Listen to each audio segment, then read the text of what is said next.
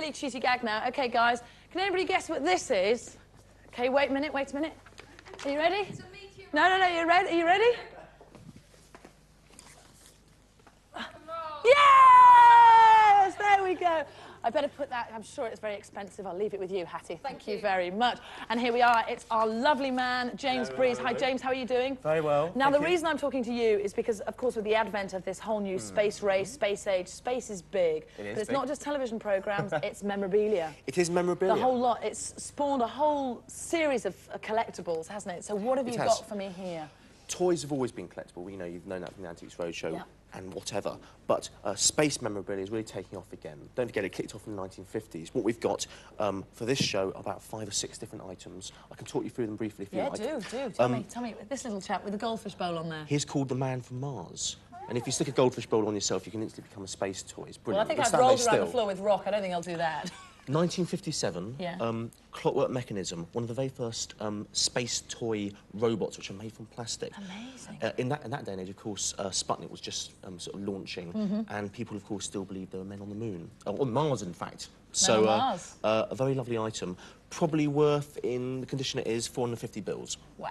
I'm coming down here a little bit. OK, the Dalek. We know what this is. It's the Dalek. Dalek. Now, this must be worth a fair few bob, I would imagine. It is. Now. You'll speed me up if I rattle on a bit too much. These are lovely things, and I've got a big passion for these. Doctor Who, the very first Dalek toy.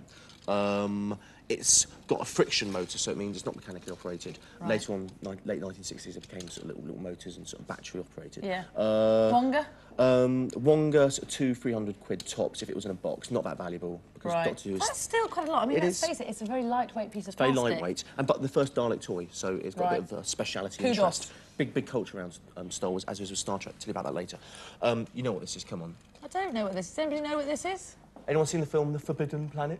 I don't know what that is. Robbie the Robot, not the first one, unfortunately. Right. Made from tin, 1965, Clockwork Mechanism. It's made from tin, listen. Very, very tidy item. Unfortunately, because of tin, a lot of these things got banned in the 60s in some countries because kids would sort of swallow bits and cut themselves, so... not safe. Not so safe. Don't try that at home. Many variations in colour and size. This one, 450 quid, because it's in its... In its box. So that's really the top tip, isn't it? Oh, for sure. Keep it in its box. James, we're running out of time here, but let me just ask you a couple of things. Yes. If people want to start collecting these kind of objects, where should they be looking? OK, number one, speciality toy shops. You know, this stuff comes from Toy Boy and Alfie's in London. Toy fairs, big mammoth one in Birmingham, twice a year, 2,000 stall holders. Museums, get a handle on if you're going to start collecting, get a handle on what you're actually going to look for. Yeah. And start off small, yes, collect one thing specific, all Doctor Who, all Star Wars. Don't go buying everything you see, otherwise it'll be like running through treacle. Could people cheat? You know how you were saying it's very important to keep the boxes. Do people often put the wrong toys in the wrong boxes and go, oh, look, there we go? Reproductions, sadly, and even worse, forgeries are around, so...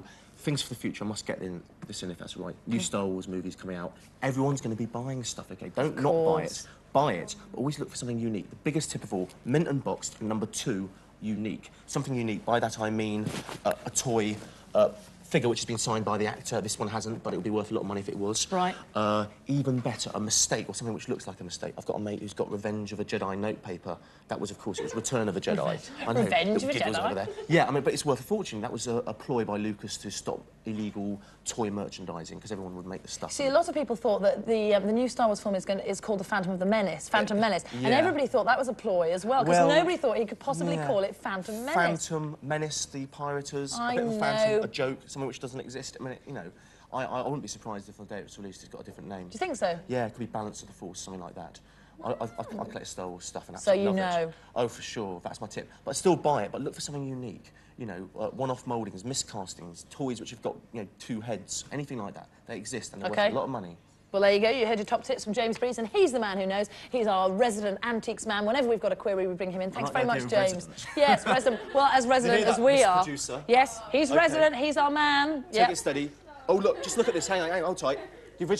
The original Humpty Dumpty look at in the prop store. I'll give you a fiver. Tenner. No, I don't trust him. I wouldn't buy anything off him, I tell you.